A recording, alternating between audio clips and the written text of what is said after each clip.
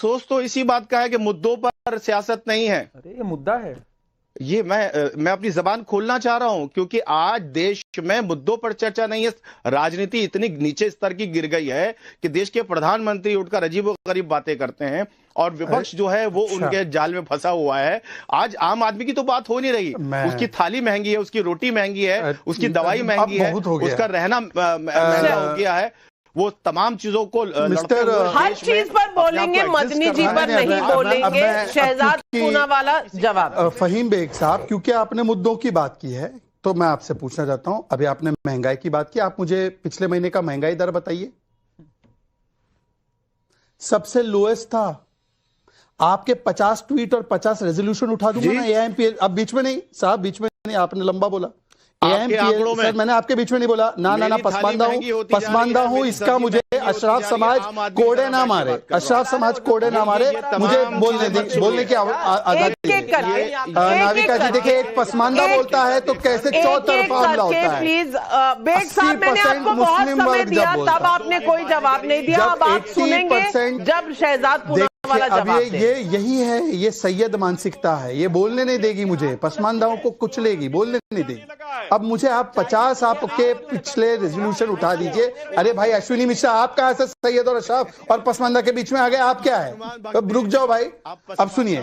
50 resolution उठा लीजिए AIMPLB के, जमीयत के, और इनके ट्वीट उठा लीजिए। अगर एक में भी रुपये के बारे में हो तो मैं अपना नाम बदल दूंगा। एक भी नहीं है। हाँ, इनके रेजोल्यूशन क्या आते हैं? महिलाओं का काम है खाना बनाना, किचन में रहे, 3 तलाक का अधिकार तो मर्दों को होना चाहिए। महिलाएं मंदबुद्धि होती है, उनको 3 तलाक का अधिकार नहीं मिलना चाहिए। सुप्रीम कोर्ट शाहबानू से लेकर शायरा बानू तक गलत है। यूसीसी जो महिलाओं के सशक्तिकरण का हथियार है, संविधान में चाहे हो, हम तो शरिया मानते हैं, शरिया मानते हैं तो वक्त के रिफॉर्म को भी नहीं मानेंगे, सीए को भी नहीं मानेंगे। ये तो इनके स्टैंड होते हैं और यहां पर आकर ज्ञान दे रहे हो हमें। अच्छा, मैं आपसे पूछना चाहता हूं, फहीम बेग साहब सुनिए। फहीम बेग साहब बीच में नहीं, देखिए मदनी ममदानी ना बने, आप मदनी हैं, ममदानी ना बने। मैं आपसे एक ही सवाल पूछ रहा हूं, 10 सेकंड, सिर्फ 10 सेकंड।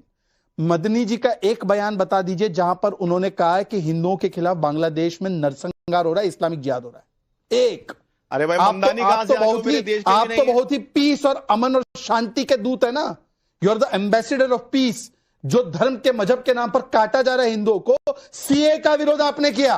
वही हथियार जो हिंदुओं को बचा सकता था। यह आपकी मानसिकता है। उम्मा के नाम पे जिहाद के साथ खड़े हो जाते हैं और बोलते हैं जिहाद होगा तो जुल्म होगा और फटेंगे दिल्ली में, और जस्टिफाई करते हैं दिल्ली ब्लास्ट। सब झूठ। सब झूठ क्या? सरासर झूठ। जिहाद जस्टिफाइड है, ये सरासर जिहाद जस्टिफाइड है। झूठ कहाँ है? सुनवा देती हूँ। आज ही कश्मीर में क्या कहा गया? शर्जील इमाम के बारे में क्या कहा गया? उमर खालिद के बारे में क्या कहा? ये सुनिए, ये खुद आप सुन लीजिए। और पब्लिक के भी सवाल हैं। भूपेंद्र सिंह का बागपत यूपी से सवाल है। एआई तस्वीरों के जरिए बीजेपी दफ्तर को आग के हवाले करने की मंशा। कांग्रेस नेता बताएं, इस देश में नफरत कौन फैला रहा है? बाबूलाल शर्मा जयपुर राजस्थान से पूछ रहे हैं। राहुल गांधी सरकार पर नफरत फैलाने का आरोप लगाते हैं, लेकिन जो असम कांग्रेस ने किया, क्या उसमें राहुल गांधी को नफरत नजर नहीं आती? ये सवाल पूछा गया है। जुनैदी साहब जवाब दें। सबसे पहले तो भारत देश के सभी सिटीजन्स को, सभी भारतवासियों को मकर संक्रांति की हार्दिक शुभकामनाएं। और मैं ये बात जरूर कहना चाहूंगा कि शहजाद भाई आज बड़े डैशिंग लग रहे हैं। मैं ये आपको कहना चाहूंगा कि आप फुल स्लीव्स का पहना करें। जैसे आपकी नियत बिगड़ रही है क्या? तो सुनिए, तो बोलने तो दीजिए। अरे भाई योगी जी, ये सब अच्छा कॉम्प्लीमेंट कर रहा हूँ। आप महाराष्ट्र के योगी बन सकते हैं। मुझे डर लग रहा है। स्लीव का पहनिए। और रही बात राहुल गांधी जी को आप बीच में लेते हैं, दुश्मनी में दोस्ती का सिला रहने दिया, सारे खत जला दिए लेकिन पता रहने दिया। घुमा फिरा करके आप राहुल गांधी पे बात करते हैं। कल भी राहुल गांधी पे आप बड़ा बात कर रहे थे। लेकिन जो मदनी को बना दो ना लीडर ऑफ ऑपोजिशन। अब मदनी जी को बना दो, हमें क्या, हम उन पे बात करेंगे।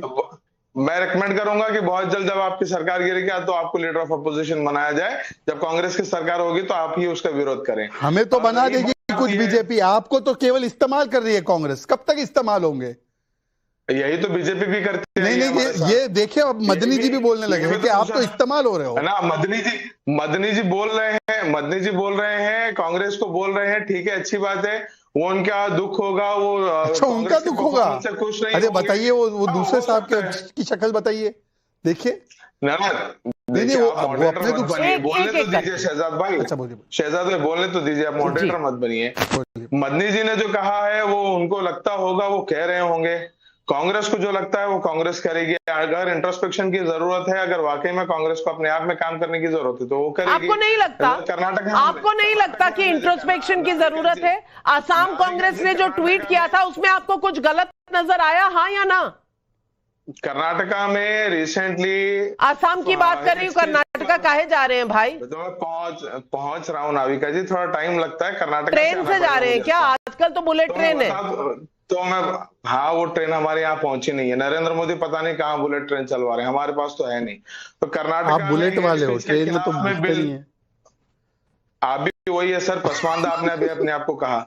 तो जिस तरह से कर्नाटका में हेट स्पीच के ऊपर बिल लाया गया, उसी तरीके से देश भर में कांग्रेस काम कर रही है ये इन तमाम चीजों को रोकने के लिए। अब बात करते हैं आसाम की, तो उसमें, अरे बोलने दीजिए शहजाद भाई, आप दूसरों को रोक देते हो यार। गाड़ी आसाम तक ले आइए ना सर। तो असम का पोस्ट आपको लगता है कि वो बीजेपी का हेडक्वार्टर्स होगा? शायद इसी को लेके विवाद है, इसलिए डिलीट किया होगा ताकि आपकी भावना को ठेस ना पहुंचे। ओहो, लेकिन कुल मिलाकर तो पहले डाल दिया, बाद में ये बात समझ आती है। पहले काम हो जाता है करण वर्मा जी, बाद में समझ आती है कि किसी को ठेस ना पहुंचे। पहले क्यों नहीं समझ आती? मोहब्बत के दुकान में ऐसा सामान बिकता क्यों है, ये सवाल नहीं पूछा जाएगा? नाविका जी, इनकी मोहब्बत की दुकान तो इस कदर है कि अगर मैं बात करूं, ये तो यहाँ पे तो इन्होंने केवल एक पोस्ट डाला है। आपकी जनता को भी ये बात पता होनी चाहिए, केरला में नीलांबुर बाइपोल में आज इन्होंने किसका सपोर्ट ले रखा है। और प्रियंका वाड्रा आती है वहां से सांसद के तौर पे केरला से, इन्होंने जमाते इस्लामी का सपोर्ट ले रखा है। वही जमाते इस्लामी है नाविका जी जो इस समय हिंदुओं का नरसंहार कर रही है बांग्लादेश में।